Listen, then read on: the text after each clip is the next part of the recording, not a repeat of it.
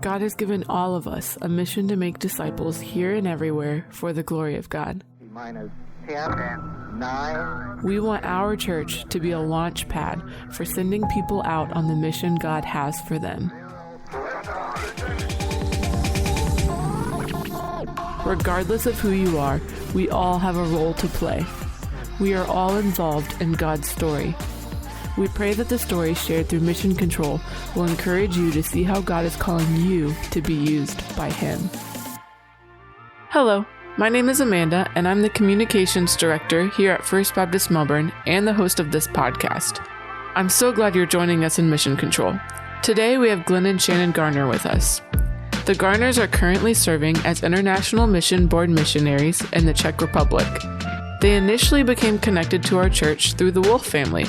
Darren and Amy Wolf have been longtime church members, and Darren is currently serving as our administrative pastor. Despite living overseas, the Garners loved our church so much that they became members of our church several years ago. I really enjoyed getting to know the Garners through the conversation you are about to hear. Hearing their story really opened my eyes and broadened my sense of what it means to be a missionary.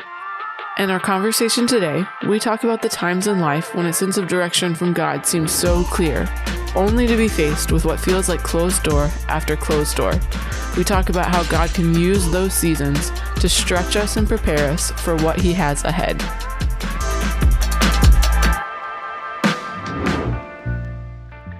Can you share a little bit how you became connected with First Baptist Melbourne?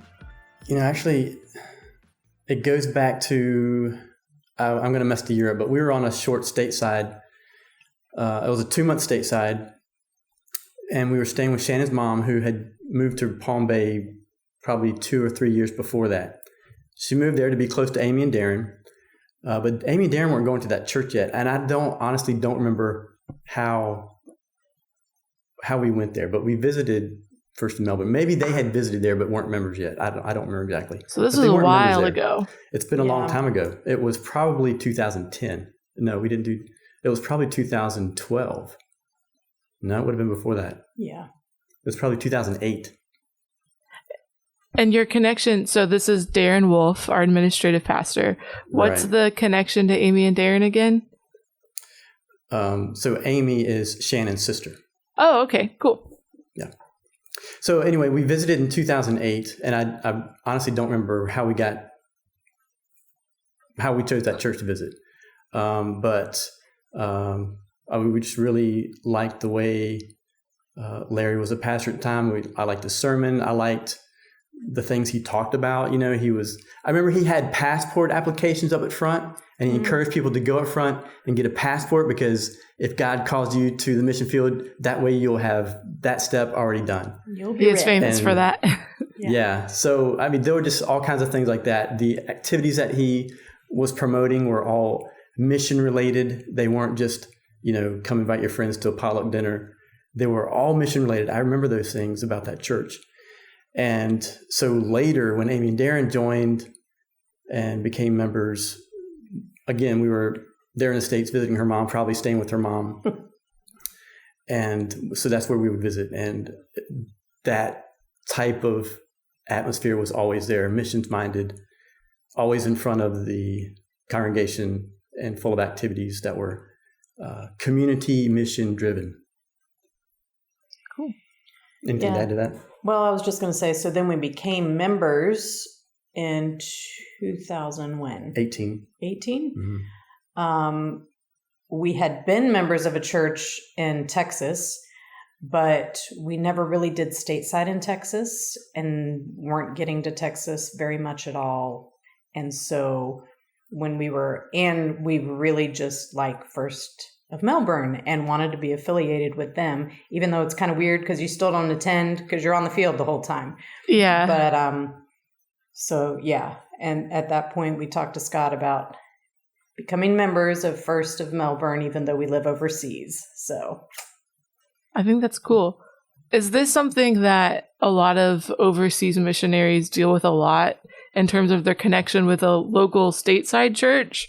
Or is it a lot more kind of integrated with where they were sent out from? It's if I understand your question right, I think we are the exception. I think a lot of people are sent out from the church where they grew up in, and that's not the case for us. We were sent from a church where we had been about 5 years, but my job moved us out there. We didn't really have any connection to that city. Okay. And we still have some dear friends there, Yeah. but with our short amount of time we have in the States, we rarely go there to visit. Sure, it's And hard. So it's kind of weird for us. And Gotcha. the church that I grew up in has been through a lot of changes. It's just not the same place that I grew up in. Yeah. And so Cool. we're the So anomaly. we talk a lot about you being overseas and all that stuff. Where does God currently have you on mission? What are you doing? We are currently in Prague, Czech Republic. Okay. And this past term was our first term in Prague, our first term in Europe altogether. We have been on the field for, actually it'll be 21 years this year. And we started our first 17 years in Central Asia. And like I said, just 5 years ago, we moved to Prague. So Glenn's job is logistics. He is a lead logistics services consultant Fancy. for all of Eastern Europe. Okay. And what does that mean? Well, that means he's taking care of people's housing and cars and taxes and visas and relocations. Legal issues. I kind of consult on some of the entities that we own or people that are associated with, like foundations or nonprofits that they might be associated with to a certain degree. So is this logistics of other IMB missionaries? Right. Correct. Yeah. Okay, cool. Yes. My role is actually new since 2019. I am the only one of my kind within the IMB. I am the global guest housing coordinator. And what does that mean? We have guest houses around the globe, IMB guest houses, and those guest houses are managed by our people. We have those guest houses for various reasons. Most of the logistics guest houses are there to help people who have to come out from a city where they don't have good medical care. So they come out to a place that does have good medical care, and typically we'll have a guest house there for them to stay in. Gotcha. Because they're probably delivering a baby or doing something that's going to take quite an amount of time. So we have the guest houses there where they can stay for 2 months or whatever it takes to get the new passport and such. Medical runs, visa runs, meetings, for whatever reason, we have these guest houses. And so I help support the guest house managers around the globe. So is this a brand new role, or there's just one person in the role in general? It's a brand new role as of 2019. In the past, the guest house managers were doing their own thing, and there wasn't really much support for them in that role. And so now we've kind of created a team with the guest house managers so they can bounce questions off of each other. Hey, how do you do this? Or how often should we, from property management systems to how often do you change your mattresses? Gotcha. Just the whole gamut. But you're also bringing some consistency across Yes. all of them. So that's a big task. Yeah. And so, Glenn, have you been in the role of logistics this whole 20-year span? For the most part, the role didn't really exist as it is now back then. But almost from our first week on the field, I was part of a church planting team, but part of the team was in a different city. And the part that was in our city had to leave suddenly. And they had all these projects going, and it fell on me to close them down, not to keep them running, but to close them down, which, there's all kinds Weird. of logistical tasks. Yeah. And it was also a time in the country where a lot of the government was forcing a lot of people to leave by not renewing their visas. not allowing new okay. people in. And so that meant we had a lot of assets there in the country that needed to be liquidated. And Gotcha. I was the guy there that could do it, even though I'd only been there a little while. And God just put the right people in my path that helped me get things like that done. And it just stuck. So 6 years later, when they officially made this a position, I was asked to step into it and do that full time.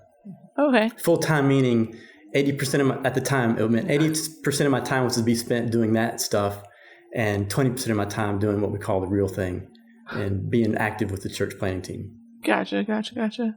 What were y'all doing before God called you to the mission field, and what did that journey kind of look like? I was an accountant before, so I had been working professionally for 8, maybe 9 years. And Shannon stayed home with the girls, and she had already started homeschooling our oldest. So, yeah. Okay. What was the journey like being called to the mission field? What did that look like for you? Okay, I'm going to start. I actually felt called to missions as a 12-year-old. Whether that was a legitimate call or not, I can't say, but I don't ever remember veering from that call. Yeah. So, and that came from hearing a lot of missionaries at our church speak. I just knew that that's what I wanted to do someday. Mm-hmm. Okay, fast forward to college, and I meet this guy beside me who is an accountant or a finance major. And when he asked me to marry him and I said yes, I remember my best friend at the time was like, "You have ruined your life." She didn't tell me that right then and there, but she told me later what she was thinking. I had made a big mistake in saying yes to him because he was not planning to be a missionary. Oh, okay. So when I was 12, missions was the last thing on my mind. But was accounting the first thing on a 12-year-old's mind either? Not at 12. I don't know what I was thinking at 12. But probably in junior high school, honestly, I was always interested in finance and Wall Street and economics. Okay. Not that I was a total geek in that, but it was always interesting to me. Yeah. How you could make money with just using your money. And so that's what led me to study economics and finance in college. And I thought that's what my calling was. So that's what my degree is in, and I thought that's what I would do. And again, I grew up in a very mission-minded church where we always had missionaries. We had 2 families that were, I don't know if they're actually founding members of the church, but had been in the church forever, that were serving with the Foreign Mission Board with the Southern Baptist. And of course, they were always, when they were in the States, they lived there, and I saw them all the time. And we also had other missionaries come in regularly to speak, and our pastor was always taking trips. So missions was a very integral part of our church as I was growing up. And so even as I kind of grew up a little bit from a teenager into a young adult college student, I knew that missions were important and I wanted to play a role in that. But I never imagined my role would be this. I thought it would be supporting it financially with all the money I made as a stockbroker or something. Yeah. And so so my senior year, I was convinced to go on a mission trip with a group from Liberty. And that it really opened my eyes a little bit to a different aspect of what mission work can be. We did a lot of different things on that trip. We did some street evangelism. We did some, remodeling. We helped church do some remodeling. Construction. Yeah, we did some painting, basically is all we did. But, it was hands-on help that they needed.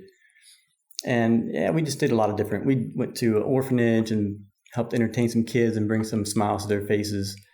So it gave me a little more broader idea of what missions can be like. It's not just standing in a shade tree in Africa preaching to a bunch of people. Sure. But I left that still thinking not at all feeling a call to missions, but that my role in mission would be supporting it financially and maybe doing other trips like that in the future as a professional. So after we got married, my brother joined IMB, and he went to a closed country. And we stayed involved in his work and followed him, and we actually sent him some like used magazines that they would use for teaching English as a second language, which was a big part of his ministry. And just through, again, that broadened our eyes to what missions could be in a way we hadn't realized before.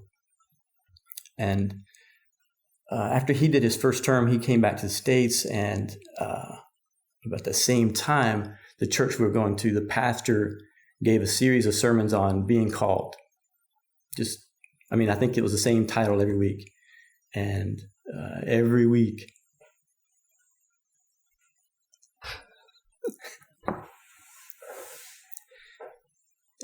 I just have to clutch that pew to keep from going forward. Because the urge was so great to be involved in a meaningful way. And but I really didn't understand what that was like, because I was already working full time and had a baby, and and just didn't understand how my skills or my interest could relate, because I still was a little bit stuck on the I'm not a pastor type. I'm not a public speaker, and what good is that on the mission field? But I couldn't deny the urge I was feeling. So I was willing to give up what I thought was the perfect job for me, and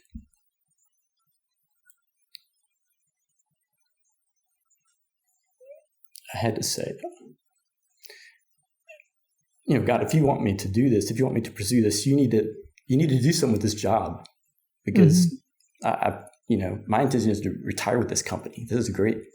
Mm-hmm. And I don't know exactly when, but along that time, I actually called the board, called the IMB, and I told them why I was calling. They gave me to a guy they called a candidate consultant, was, the actual job title. I remember his name, which I won't say right now. And I told him why I was calling. He asked me 2 questions. The first question he asked was, do you have a seminary degree? And of course, I had to answer no. And he asked me, do you have 2 years of working in a local church? And of course, the answer was no. And his response was, why don't you go get a degree and call me back then? A seminary degree. A seminary degree, Mm-hmm. right? Yeah. And so I may have actually slammed the phone. It was so frustrating for him. That would be a very discouraging call. Yeah. So it was very confusing to me, because again, I couldn't deny this feeling of this series of sermons about being called. But not long after that, God answered my prayer, because I said, let something happen to this job. And it wasn't long after that I got called to the controller's office, and basically he said, we have to let you go. We're doing some changes, and you're the last guy here. First so we guy have out. to let you go. Yikes. Yeah. And I was gobstopped. Be careful what you pray for. Yeah. Well, there's an answer. Yeah, exactly. So, and I understood the answer, but I still didn't understand, how do I fit into this? Okay, yeah, I understand what you're telling me, but I still don't understand how I fit into this. Yeah. And so God provided another job for me, obviously. I didn't go get a degree. A seminary degree. Yeah. Right. I still didn't get the seminary degree. Took another job with the same company. They found a different position with in a different location for me. But that yearning, that call never left me. And there was even a job opening within the company that was dealing with international sales. And I spoke to my direct supervisor about doing that, because, hey, maybe that's what God has in mind. Yeah. But that didn't work out. So I'm still having this call, still confused. So I kind of prayed the same thing. I didn't learn my lesson the first time. And, after in less than 2 years, that job was gone and I was laid off again, or for real, actually really laid off this time. But again, God provided another job that didn't make us move, because by that time I had 2 kids, 2 little girls running around the house that needed to eat in diapers. Yeah. So he provided another job. Same thing happened. I was confused, didn't understand how it fit in. Got the same answer, lost that job. Finally, in year 2002, my brother was home on stateside, and he had a meeting at a church, and he invited a lot of supporters just to hear the work they had been doing and where they were trying to go as a team. Shannon and I went to that meeting, and at that time, we both, although we had been supporting them, we still kind of thought they were kind of crazy for where they lived and what they did. Gotcha. But we both, during that meeting, felt the call that we need to go where they are, and we need to see it, experience it. And the thought was to go for a couple of years to be able to really be their number one cheerleaders in the States and drum up support for them. So I asked him, what would that mean in my situation? No seminary degree, no experience in church. Yeah. And he says, they had this relatively new program called the ISC program. And it's just for people that kind of like you, that have other work experience, and you can use that work experience in place of the church work experience. And you don't have to have a full degree. And so apply and see what happens. And that's what we did. Actually, I don't know when we exactly applied, because the meeting was at the end of November. So the end of January. So we probably didn't actually apply until February. Well, as soon as we got home, we started the paperwork. Yeah, but we were on the field in September that year, which is like amazingly quick. Mm-hmm. And at this point, did you have 2 kids or 3 kids? By the time we had all 3 by that time, yeah. How did that play into, this seems like a multi-year kind of ramp up to, okay, here's the open door for this finally. How did the kids play into that? Were they cool with the decision? Were they just so young they didn't understand? I think they were so young they didn't understand. They were 5, 3, and 2 when we went to the field initially. I, as their mother, during our, what was that interview? I guess it was an interview with the IMB board of directors. Before you went to the field, they would do a little interview with you. And one particular board member asked me about taking the kids overseas, and I just started bawling. I'm like, they didn't choose this for themselves. We're taking them away from grandparents in the United States, and what are we doing? And but they, if they were on this call with us today, would say it was the best thing, that they would never change their experience living overseas. So that's awesome. Yeah. That's awesome. That's, as a mother myself of 2 with 1 on the way, yes, I can completely empathize with what that would feel like. Yes. That's crazy. Yeah. Now, Glenn, did you know about Shannon's kind of felt calling to missions this whole time? Was that something that you're upfront with in your relationship? Yeah, I know about it. Yeah. Okay. Yeah. That's cool. So, is your current role here kind of what you expected the mission field to look like once you did enter it? No, it's not at all. Because, like I said, we were part of a church planning team, and so most of the work was what we call 0 to 1, trying to find that first Christian, that first believer. Gotcha. I never imagined it would turn into doing logistics full time. Do you enjoy doing the logistics? Off the record, potentially? I do. Good. Yeah. Yes, I do, because it is how I'm. It's kind of the answer to that question of how do I fit in here. I am still really shy. I am still not a good speaker. I'm not a pastor. I'm not a preacher. But I do have skills that most people that have those skills are not as strong in. And so I'm thankful to be able to use my giftings to help those guys advance the kingdom. The logistics role, you might have already answered this, but the logistics role, did it exist when you initially joined the mission field, or is this something that has also just kind of blossomed in the IMB in your time in the IMB? Both. It kind of existed in a different form. Maybe this is more than you need to know, but a lot of teams had somebody on their team they called a BSM, or business management. Business service manager. Yeah. Okay. And they handled a lot of the logistical things for their team, where now it's not necessarily by team, it's more by geographical location. And there's not one tied to every team, but more or less mostly one to a country. And it encompasses more now than it did before. Yeah, certainly. The role itself has expanded. It's more worldwide, it's more standardized. Right. Okay. That's cool. So you mentioned this is your second term in Prague. How long is a typical term with the IMB? Good question. Well, a term can be as short as 22 months. Okay. It can only with exception can it go beyond 4.5 years, I think is the right number. How long was your first term? Our first term was a 2-year assignment because it was a temporary thing. Okay. After our first term, we decided to make it a career. Okay. Yeah, so that ISC term was 2 years. Gotcha. And then how long was your first term in Prague? It 4 was years. A full 4 years, almost 4 years. Exactly. Yeah. Mm-hmm. What has work been like in Prague? It's a new city to you. I mean, not as new. What have things been like?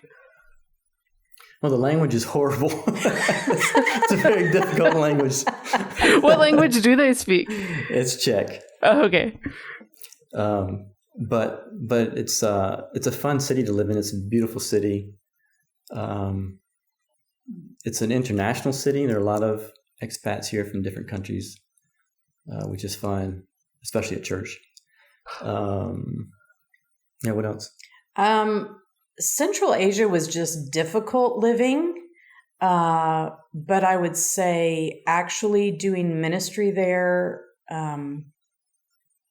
amongst an Islamic people group was easier. Here, life is far easier, but trying to get an atheist to care about a discussion about God is far more difficult. But we absolutely love living in Prague. It's easy to accomplish your to-do list, far easier to accomplish that to-do list here.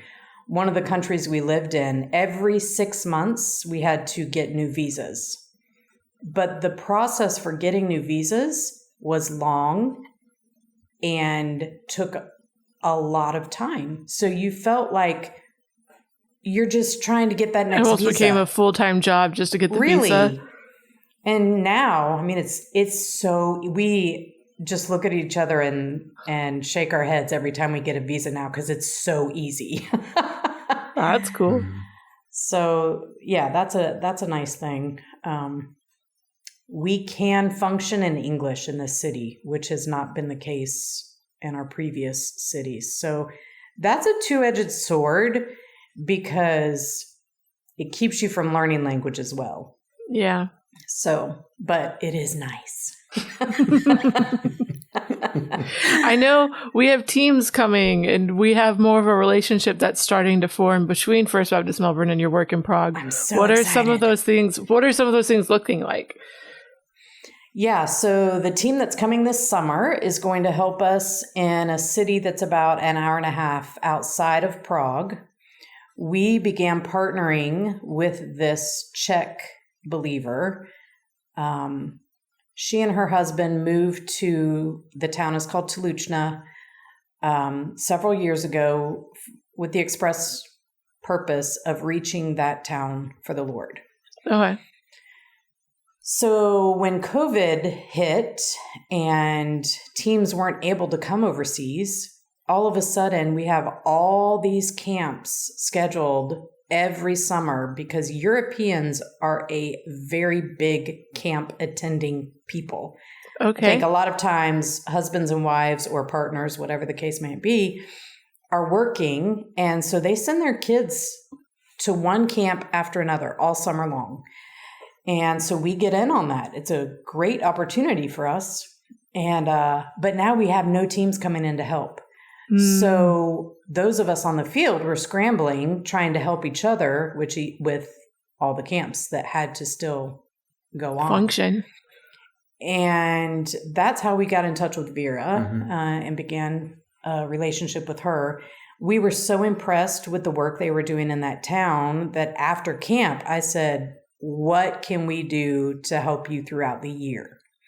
And so from that, we've begun this ministry relationship with Vera and her husband. And what that looks like is, for instance, for Easter, we will go and help with an Easter event that they're putting on.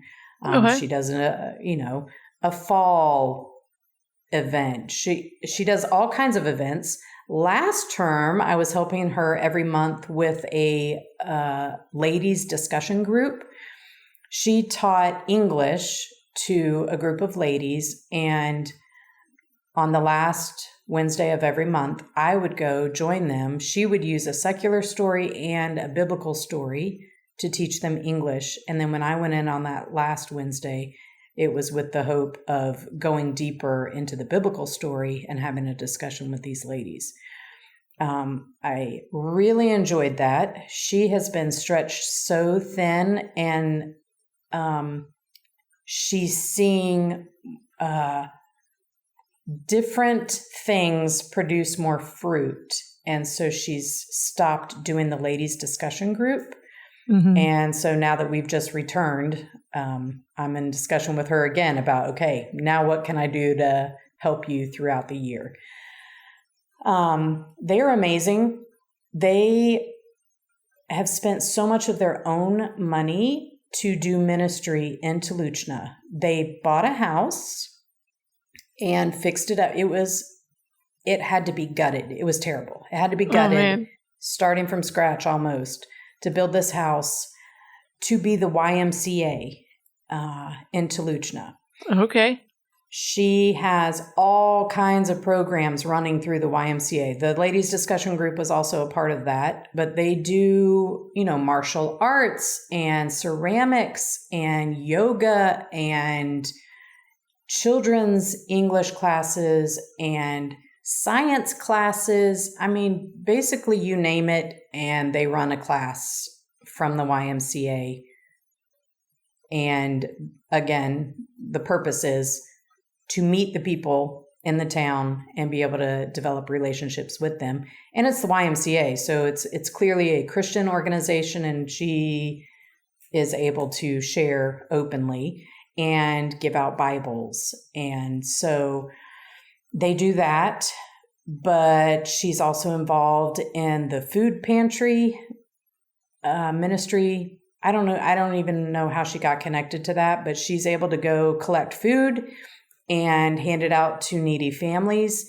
And she will herself bake a loaf of bread, and she ties scripture around the loaf of bread and hand delivers the groceries to these people, and is able to get into their homes and start a relationship in that way too. She recently started a food truck with the purpose, again, of lots of sharing the ideas. gospel. Yeah. She has the most ideas. I mean, she's like the best evangelist I've ever seen. Now, is she a local to the Czech Republic, or is she an IMB missionary? No, she is local. Oh, okay. Totally local. Yeah. She's a Czech. And so I think it's, Czech to a Czech, they're going to respond differently than an American to a Czech. For sure. But it's been great partnering with them and helping them with all their crazy ideas.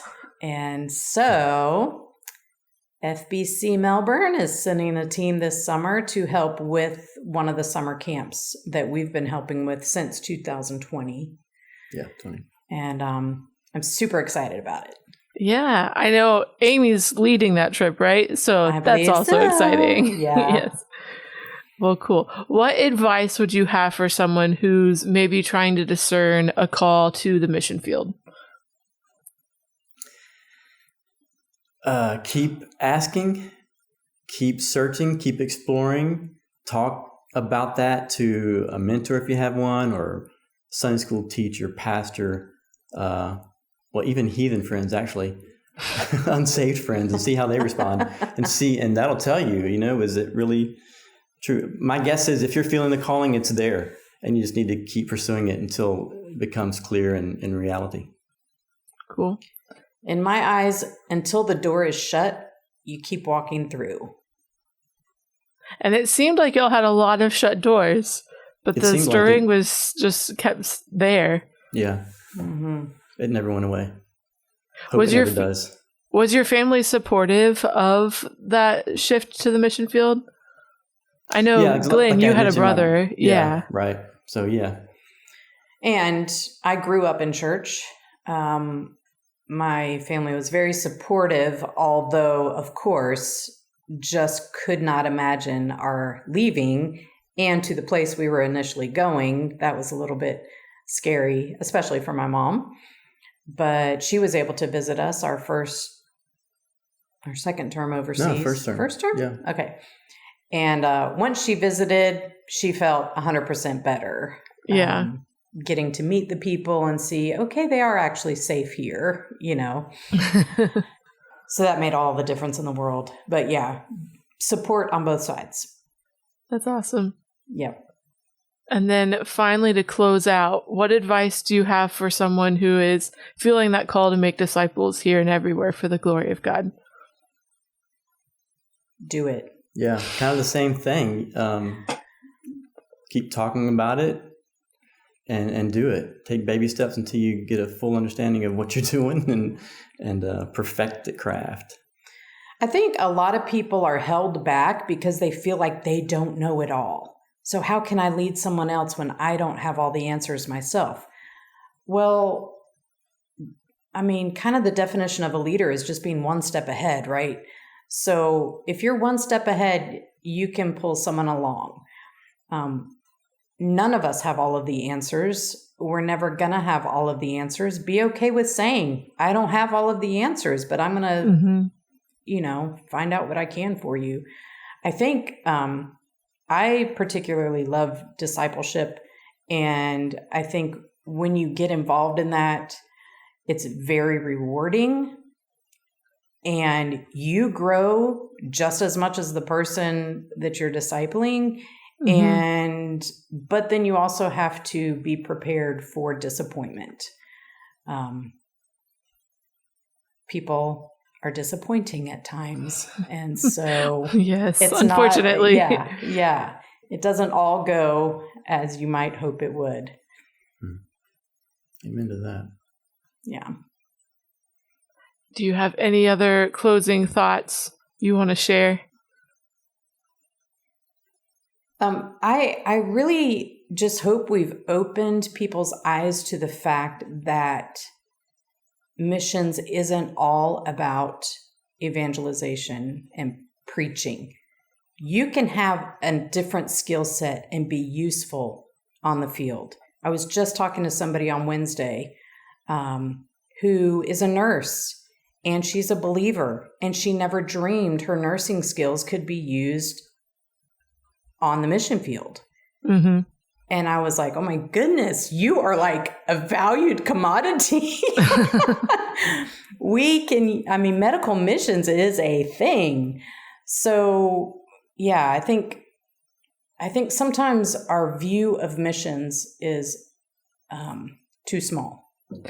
I think there's almost like this stereotype that, at least from when I was a kid and from a young age, when you see the picture of missionary, it's the evangelist, the preacher. Exactly. So I think it is important to hear stories like from you of, well, here's kind of my path that I took in this. And this is just as much missionary mission field as the pastor and evangelist. Yeah.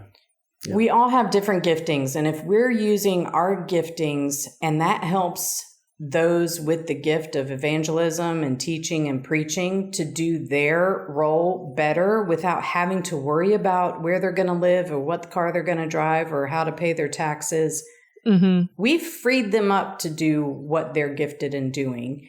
And we're all on the same team. Just like at First Baptist Melbourne, you've got people doing various roles to accomplish the task that the church has. And it's no different overseas. So we have people who take videos and photographs. And so if that's your thing, there is a role for you. Yeah. Yeah, we're all called to be involved. It's called the Great Commission, right? And we're all gifted differently. We all have different talents and interests. And I believe wholeheartedly we have those because it takes all of those to do the mission well and to complete it. So everyone has a role. And it's our responsibility as an individual to find that role and to follow God and fulfill it. And while we're doing that role, still, we're making relationships with the local people and trying to share the gospel with those we're in contact with. Sure. Yeah, absolutely. Well, thank you so much for hopping on this call and being my first overseas podcast guest. This is exciting. Yay, thanks for having us. Thanks for inviting us. Thanks for listening to this episode of Mission Control. If you're interested in learning more about Launch 10X and the different ways to get involved in what God is doing here at First Baptist Melbourne, a great place to start would be visiting our website, launchme.church. On our next episode of Mission Control, we have Jerry Thornton joining us. Jerry is currently serving as the Associational Mission Strategist for the Brevard Baptist Association. But more importantly, he's my dad. I'm definitely biased, but we had a great conversation about how we are all called to ministry and the importance of saying yes to the ministry opportunities God presents to each of us. Until then, I hope you have a great week on mission with King Jesus.